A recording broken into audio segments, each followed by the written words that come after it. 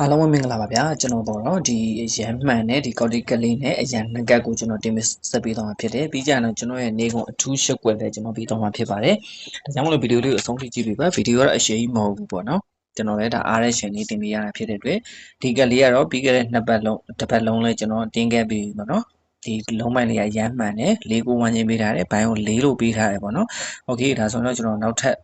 တစ်ခုသွားကြည့်မယ်ဒီကောင်လေးကတော့နှစ်နဲ့ခွန်းနဲ့ပေးထားတယ်ခွန်းနဲ့ပတ်သက်တာအောက်ကဒီ quit ရှိမယ်နှစ်နဲ့ပတ်သက်တာအဲ့ quit ရှိမယ်ပေါ့နော်ဒီကောင်လေးကလည်းဒါတော့အရန်လေးပေါ့နော်၃ချက်ကြိုက်တယ်ဆိုရင်တော့ဒီ၃ဘိုင်ကိုပြပေးထားတယ်ကျွန်တော်အထူးဆိုလို့ချင်တာကတော့ဒီ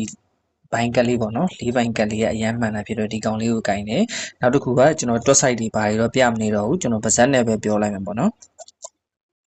မိတ်ဆွေက၄လဲကြိုက်တယ်ဆိုရင်6လဲကြိုက်တယ်ဆိုရင်တော့ကျွန်တော်ဒီ equal ၄ကို main ၄ခွက်ပေးမယ်4တက်4 6ပေါ့နော်6တက်6 6ဆိုပြီးတော့ main ၄ခွက်ရှိတယ်ရန်ကတော့ကျွန်တော်ကဒီကောင်နဲ့ထုတ်ထားတာဖြစ်တယ်3တက်3 6 8တက်8 6ဖြစ်ပါတယ်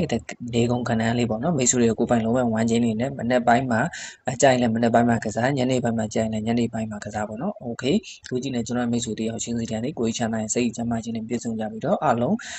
တူးရည်အများကြီးပေါက်ကြပါစေဗျအစီဘိုင် next video